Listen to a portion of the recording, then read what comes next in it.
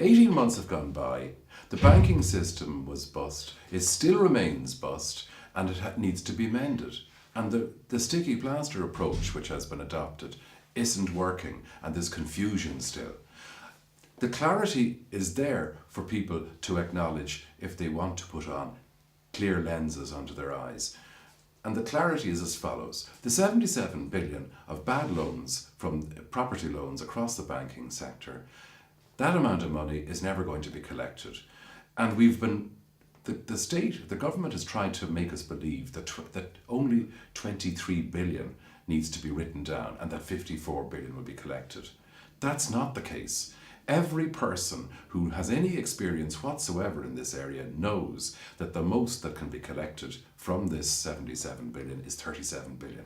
Therefore, the sooner the honesty prevails to write down the loans by 40 billion and to equally inject 40 billion of capital into the banks, which will mean a nationalisation of the banks, the sooner that is grasped, the better, because then the economy can recover. The 40 billion now, who should pay for that?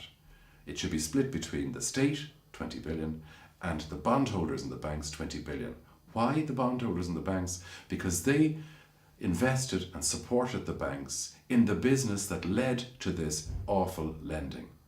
Therefore, they should pay the bill for that error of judgment in supporting the banks to create that mess. Now, it's eminently fair and reasonable that the 40 billion recapitalisation should be therefore split between the state, a fresh 20 billion from the state, and the 20 billion write down on the bank bondholders' bonds. The state is already in for 10.8 billion to these banks.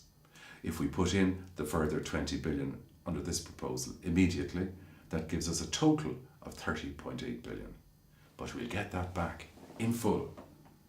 It's not lost.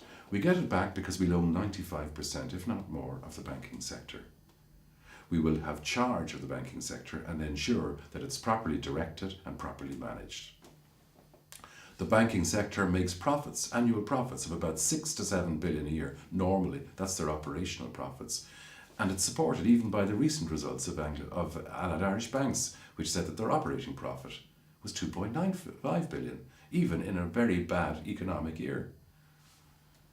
So, if we own 95% of the banking sector, and it earns profits of 6 to 7 billion a year as an average annual thing, well then the value of our shareholding, of our state shareholding, will be about 6 or 7 times that. That's a normal, undemanding multiple of the earnings, which gives us a 40 billion valuation, which can be sold out onto the stock exchange or sold to other banks, or partially sold in 5 years' time, say. That covers the 30.8 billion cost, so we'll get it all back.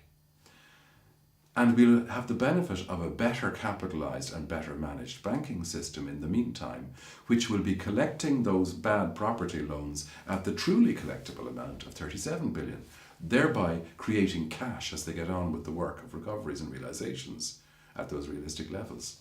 That provides liquidity, and that'll help the credit flow to the economy.